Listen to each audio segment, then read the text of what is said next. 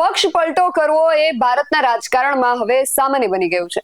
રાજકારણીઓની વિચારધારા અચાનક બદલાઈ જાય છે અને જે લોકોના એ કટ્ટર વિરોધી હોય તેની દરેક વાતમાં એમને કંઈક ને કંઈક નબળું જ દેખાતું હોય, જે તે વ્યક્તિ કે પક્ષમાં કોઈ જ સારા પાસા નથી તેવી વાતો કરનારા જ્યારે અચાનક પક્ષ પલટો કરી નાખે ત્યારે સવાલો તો ઊભા થાય જ છે. અને વળી પક્ષ પલટો કર્યા બાદ જે વ્યક્તિના સમર્થનમાં આટલા સમયથી બોલતા હોય છે તેને જ અચાનક કોસવા લાગે છે, તેની ભૂલો કાઢવા લાગે છે. આવું બધું રાજકારણમાં હવે સામાન્ય બની ગયું છે.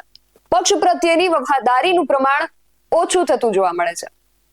આવા જ એક પક્ષ પલટુ નેતાની એક ટ્વીટ બાદ હવે તેમને પણ ટ્વીટના માધ્યમથી જ જવાબ મળ્યો છે. શું છે સમગ્ર વિગત જાણીએ અહેવાલમાં. જય હિન્દ. BSI TV ન્યૂઝ પર આપની સાથે હું છું નિધિ ગઢવી. કર્ણને ખબર હતી કે દુર્યોધન શું કરે છે. યુદ્ધ શરૂ થવાને થોડા જ સમયની વાર હતી અને તેને ખબર પડી કે તે જેની સામે યુદ્ધનો મોરચો માંડી રહ્યો છે એ તો તેના જ ભાઈઓ છે.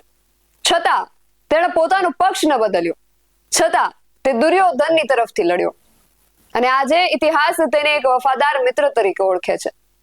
પણ આજના સમયમાં આવી વફાદારીની અપેક્ષા ન રાખી શકાય.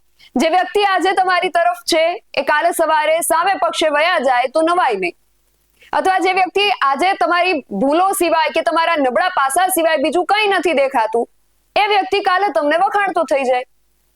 આ બધી વાતો આજે એટલા માટે કરવી પડે છે કારણ કે પક્ષ પલટીને કોંગ્રેસમાંથી ભાજપમાં ગયેલા અર્જુન મોઢવાડિયાએ એક ટ્વીટ કર્યું છે અને સામે જેનીબેન ઠુમ્મરે તેમને વળતો જવાબ આપ્યો છે. अर्जुन मोढवाडियाए सोशल मीडिया पोस्ट में लख्યું હતું कि मैं 2014 में इंडियन नेशनल कांग्रेस गुजरात का अध्यक्ष था. उस समय मान्यवर राहुल गांधी जी ने राजकोट कार्यकर्ताओं की मीटिंग में रेस का घोड़ा और बारात का घोड़ा वाला भाषण दिया था. वही मुद्दा हर भाषण में आज तक रिपीट करते रहे हैं. इतने सालों के बाद भी रेस के घोड़े की पहचान नहीं हो पाई है. इसका मतलब है कि घुड़सवार को ही घोड़े की पहचान नहीं है और हारते वक्त घोड़े को कोसते रहते हैं. कोई भी पार्टी हो, कार्यकर्ता को बारात का घोड़ा या लंगड़ा घोड़ा कहना एक अपमानजनक टिप्पणी है. तो સામે જેનીબેન ઠુમ્મરે અર્જુનભાઈને જવાબ આપ્યો છે કે સર, આપ કોંગ્રેસમાં હતા ત્યારે વિપક્ષના સર્વોચ્ચ હોદ્દાઓ આપને કોંગ્રેસ પક્ષે આપ્યા, જેના થકી આપ અર્જુન મોઢવાડિયાથી અર્જુનભાઈ મોઢવાડિયા બન્યા અને આપના માટે આદર અને ગૌરવ મારા જેવા અનેક કાર્યકર્તાઓને હતું. જે મોદી સાહેબની આપ આદરણીય વડાપ્રધાનના સંબોધન સાથે ભાજપમાં ગયા પછી નિરંતર પોસ્ટ શેર કરો છો એ જ સાહેબના અંગત જીવન પર વિધાનસભામાં પ્રહારો કરનારા પણ આપ જ હતા, જે સમયના આપના સાથી ધારાસભ્યોને યાદ જ છે.